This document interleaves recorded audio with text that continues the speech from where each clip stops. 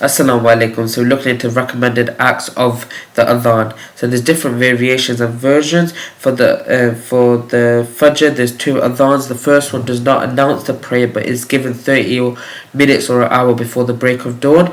So for those who are asleep, can wake up and eat the pre-dawn meal, and those who are praying the Tahajjud are aware that dawn is about to break, and they can conclude the Tahajjud prayer with witr. The second adhan, which is the adhan which announces the break of dawn, so it is recommended for us that for the people that are not given the adhan, it is recommended that we listen and repeat after muaddin. This is because of the hadith of Ibn Sayyid min al-Khudri, that the Prophet said, whenever you hear the call, the announcement, then say exactly what the muaddin is saying, except when the muaddin says hayya ala salat and hayya ala falah, we say la hawla wa la quwwata illa billah 4 times, like the muaddin says both of those phrases twice each.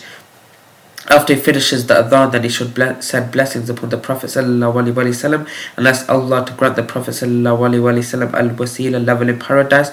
Only one person is qualified for it. The Prophet says, I hope I am qualified for it among of humanity, and he is ﷺ.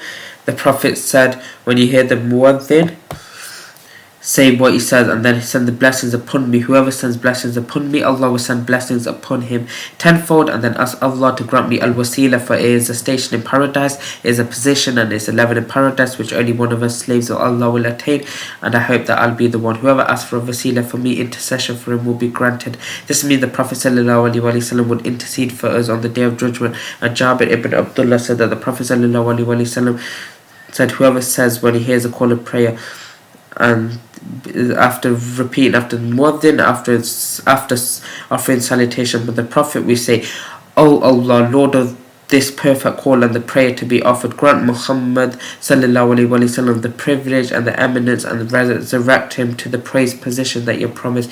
Whoever says this will be granted my intercession on the day of resurrection. And this is what we should say when we hear the adhan. And one of the great times of answering your du'as, which is most likely to happen, is between the adhan and iqamah. So when the adhan is called, the period between the end of the adhan and the iqamah, it is time for du'a. This is because the Prophet ﷺ said, du'a or supplication is not rejected between the adhan or iqamah. After adhan, we have the du'a after sending the salutations upon the Prophet ﷺ, and the iqamah, there is not du'a after the iqamah. And pick one masjid and follow through the adhan for one masjid. If you're traveling, you should still give the adhan. It's also recommended for those traveling to call the adhan themselves, as the Prophet ordered them whenever they're traveling to call the adhan. The sunnah is that you give one adhan if you're a traveller and are combining prayers, and 2 iqamah, 1 for each prayer. This was done for both the Arafah and the Muzdalifah, and it is still going on in the Hajj season according to the hadith where the Prophet ﷺ did this. And Abdullah ibn Jabir, the one who gave the adhan is not obliged to give the iqamah, but it is a sunnah. But if someone else stands up to give the iqamah, then there's no problem in that.